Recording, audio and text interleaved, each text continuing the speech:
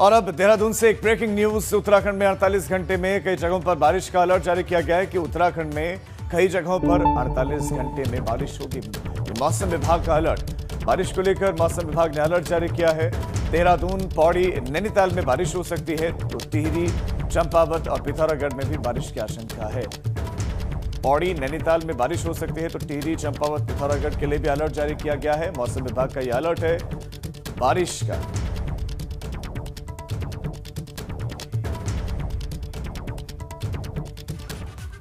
और अब आज की उत्तराखंड की सबसे बड़ी पॉलिटिकल न्यूज, दिल्ली से खबर। आज बीजेपी अध्यक्ष जेपी नड्डा से मुख्यमंत्री तीरथ सिंह रावत मिल सकते हैं। 2022 के रोड मैप और रणनीति को लेकर यहां बातचीत हो सकती है, चर्चा हो सकती है।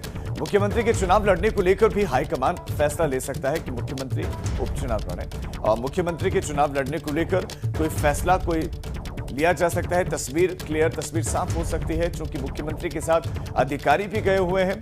इसलिए इस बात की संभावना है कि मुख्यमंत्री दिल्ली में जाकर जो अधिकारी हैं वो चुनाव आयोग के अधिकारियों से मिले और उत्तराखंड में उस तस्वीर को क्लियर करें उपचुनावों की। तो मुख्यमंत्री के चुनाव लड़ने को लेकर फैसला हो सकता है। इसके साथ साथ जेपी नड्डा से मुलाकात हो सकती है आज। सीएम तीरथ सिंह रावत दिल्ली दौरे पर हैं और बुधवार को मुख्यमंत्री दिल्ली पहुंचे। बताया जा रहा है कि दिल्ली में बीजेपी के बड़े नेताओं से मुख्यमंत्री तीरथ सिंह रावत की मुलाकात होगी। हालांकि कल दिल्ली पहुंचने के बाद से मुख्यमंत्री ने किसी से भी मुलाकात नहीं की है। माना जा रहा है कि बीजेपी अध्यक्ष जेपी नड्डा से मुलाकात का जो वक्त दिया जाएगा, उस वक्त मुख्यमंत्री उनसे मुलाकात करने पहुंच जाएंगे। और सीएम ने भी किसी को मुलाकात का वक्त नहीं दिया है। दूसरी ओर उत्तराखंड में नया कांग्रेस प्रदेश अध्यक्ष कौन होगा, इसको लेकर भी दिल्ली में मंथन जारी है। उत्तराखंड कांग्रेस के भी कई नेता पिछले 2 दिनों से दिल्ली में मौजूद हैं। प्रदेश अध्यक्ष प्रीतम सिंह भी दिल्ली में ही मौजूद हैं। इसके अलावा किशोर उपाध्याय और कई विधायक भी दिल्ली में डेरा जमाए हुए हैं। सूत्रों के मुताबिक हरीश रावत गणेश गोदियाल की पैरवी कर रहे हैं, तो प्रीतम सिंह भुवन कापड़ी और मनोज तिवारी के नाम पर पैरवी कर रहे हैं। हालांकि आखिरी फैसला हाईकमान को लेना है। हाईकमान प्रीतम सिंह की सुनेगा या हरीश रावत की सुनेगा, ये देखने वाली बात होगी।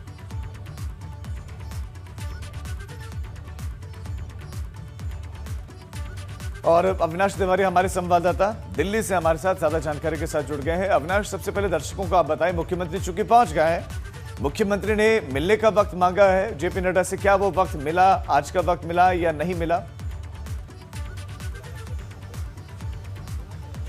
देखिए राजीव, अगर बात करें तो कल देर रात गृह मंत्री अमित शाह के घर पे एक बैठक हुई थी, जिसमें पार्टी अध्यक्ष जेपी नड्डा भी मौजूद थे और चुनावी राज्यों को लेकर चर्चा हुई थी। जो अभी खबरें मिल रही हैं वो ये हैं कि तकरीबन 12:30 बजे करीब मुख्यमंत्री अमित शाह के घर पे पहुंचे थे, जहां पे पार्टी अध्यक्ष जेपी नड्डा भी मौजूद थे और दोनों के साथ तकरीबन 1 घंटे चर्चा हुई थी। ये अभी सूत्रों के हवाले से खबर आ रही है। हालांकि अभी इस पर पुष्ट होना बाकी है, कुछ ही देर में इसकी पुष्टि भी हो जाएगी। लेकिन जो खबरें आ रही है कि मुख्यमंत्री देर रात मुलाकात कर लिए हैं बीजेपी के राष्ट्रीय अध्यक्ष जेपी नड्डा के साथ, और इसके साथ साथ गृह मंत्री अमित शाह भी मौजूद रहे। उन्हीं के घर पे एक लंबी चौड़ी बैठक चली, जिसमें पहले से ही पार्टी के राष्ट्रीय अध्यक्ष ने गृह मंत्री के साथ बैठक की, बातचीत की। उसके बाद फिर मुख्यमंत्री को बुलाया गया, इनके साथ बातचीत की गई और फिर तकरीबन 1 घंटे ये बातचीत चली। उसके बाद फिर मुख्यमंत्री अपने कावेरी स्थित सांसद वाले अपार्टमेंट फ्लैट पे आ गए हैं और यहीं पे अभी फिलहाल मौजूद हैं। फिलहाल अभी उन्होंने किसी केंद्रीय मंत्री से मिलने का समय नहीं मांगा है। बताया यह जा रहा है कि कुछ देर में वो यहाँ से कुछ मंत्रियों से भी मिलने का समय मांगेंगे और फिर देहरादून के कुछ विकास कार्यों की चर्चा करके वापस देहरादून के लिए रवाना हो जाएंगे। तो ये जो खबरें निकल के आ रही, कल देर रात मुलाकात हो चुकी है मुख्यमंत्री की पार्टी के राष्ट्रीय अध्यक्ष जेपी नड्डा, गृह मंत्री अमित शाह के साथ, जिसमें चिंतन बैठक को लेकर बातचीत हुई, आगे किस तरीके से राज्य में जाना है इसको लेकर बातचीत हुई।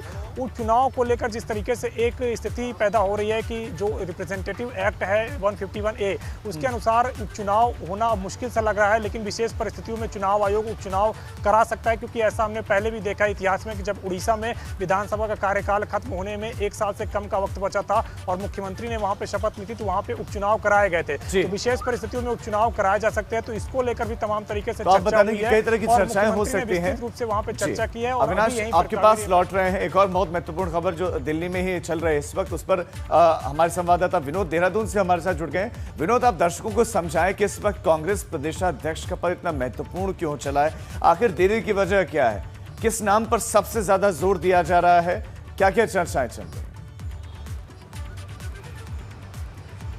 बिल्कुल राजीव, देखिए ये सप्ताह कांग्रेस उत्तराखंड कांग्रेस कमेटी के लिए बहुत ही महत्वपूर्ण है और इस पूरे सप्ताह में कई ऐसे फैसले कांग्रेस के पक्ष में आ सकते हैं, क्योंकि लगातार अब प्रदेश अध्यक्ष हो या फिर नेता प्रतिपक्ष, जो पूर्व में अभी ये नेता प्रतिपक्ष का पद खाली है, उसको लेकर भी मंथन चल रहा है और कांग्रेस के तमाम दिग्गज दिल्ली में डटे हुए हैं। हरीश रावत हो या तमाम अन्य प्रदेश अध्यक्ष प्रीतम सिंह हो, उसके अलावा सभी प्रदेश अध्यक्ष की बात करें तो हरीश रावत गणेश गोदियाल के नाम पर मोहर लगाने की पैरवी कर रहे हैं। इसके अलावा प्रदेश अध्यक्ष प्रीतम सिंह खुद ये मान रहे हैं कि 2022 एक सबसे बड़ी चुनौती कांग्रेस के सामने है, तो 2022 तक खुद यानी प्रदेश अध्यक्ष बने रहने वो उनकी ऐसी इच्छा है।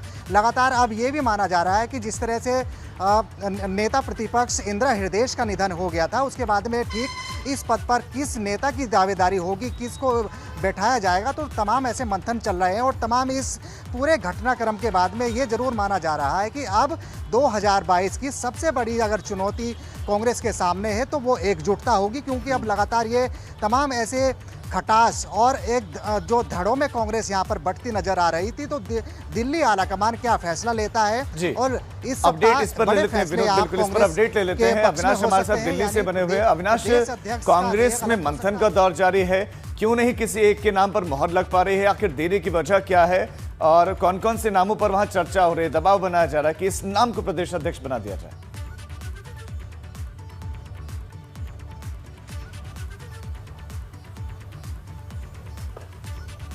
अविनाश, अगर मेरी आवाज आपको मिल रही है तो आप जरूर दर्शकों को बताएं कि कांग्रेस में इस वक्त दिल्ली में क्या क्या चल रहा है, कौन से नाम की चर्चाएं जोरों पर है, कौन किस नाम को आगे रख रहा है, देरी का कारण क्या है, क्यों नहीं किसी एक नाम पर कांग्रेस पहुंच पा रही है?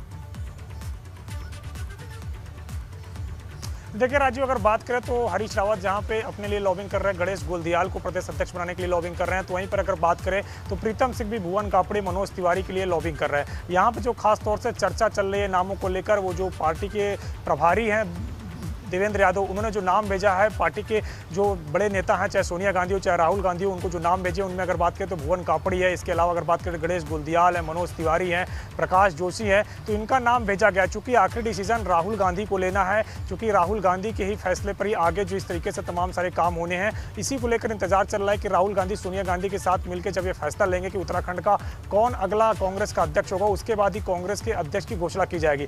प्रभारी के स्तर से नामों को भेज दिया गया है। अब आखिरी फैसला राहुल गांधी सोनिया गांधी को करना है। चूंकि अभी राहुल गांधी सोनिया गांधी की तरफ से फैसला हुआ नहीं है, इसीलिए नामों का ऐलान नहीं हुआ है। जैसे ही उन दोनों की तरफ से फैसला लिया जाता है, उसके बाद नामों का ऐलान कर दिया जाएगा।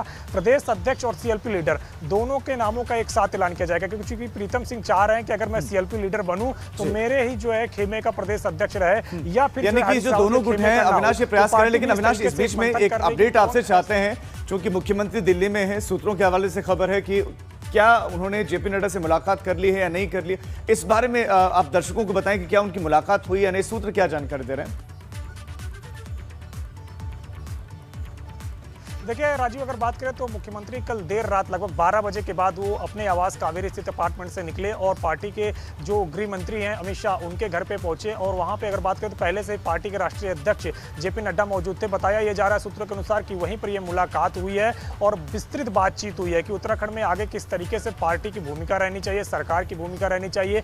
उपचुनाव को लेकर भी बातचीत हुई है, क्योंकि जिस तरीके से तमाम सारे जो विरोधी दल के नेता हैं वो लगातार यही कह रहे हैं कि उपचुनाव नहीं हो सकता है। चुनाव आयोग का जो रिप्रेजेंटेटिव एक्ट है वो कह रहा है उपचुनाव नहीं हो सकता है, लेकिन जो विशेष परिस्थितियां उत्पन्न होती है उसमें चुनाव आयोग चुनाव करा सकता है। ये एक सहमति वहां पे बनी है, उसको लेकर बातचीत हुई है। उड़ीसा का भी जिक्र किया गया, जब वहां पे मुख्यमंत्री बने थे तो गमंग 1999 में, तब वहां पे विशेष परिस्थितियों में उपचुनाव हुआ था, तो इसलिए विशेष परिस्थितियों में उपचुनाव उत्तराखंड में भी हो सकता है। तो लिहाजा किस तरीके से आगे पार्टी को ले जाया जाए, किस तरीके से आगे कामकाज रहे, इन तमाम सारी चीजों को लेकर बातचीत हुई। जो चिंतन बैठक हुई उसको लेकर बातचीत हुई, क्योंकि जिस तरीके से एक भ्रम की स्थिति पैदा हो रही है कि संवैधानिक संकट खड़ा हो सकता है अगर उपचुनाव नहीं होता है। लेकिन जिस तरीके से अगर बात करें, इसी को लेकर विस्तृत चर्चा हुई, क्योंकि 1999 में भी ऐसी स्थिति उत्पन्न हुई थी उड़ीसा के अंदर, और केंद्र से जो सांसद थे गमंग, उनको भेजा गया था उड़ीसा में बतौर मुख्यमंत्री। लेकिन अविनाश, आप बता रहे हैं कि मुख्यमंत्री के उपचुनाव लड़ने को लेकर चर्चा हुई है, यानी कि आप बता रहे हैं कि मुख्यमंत्री के उपचुनाव को लेकर चर्चा हुई है, यानी कि मुख्यमंत्री दिल्ली गए,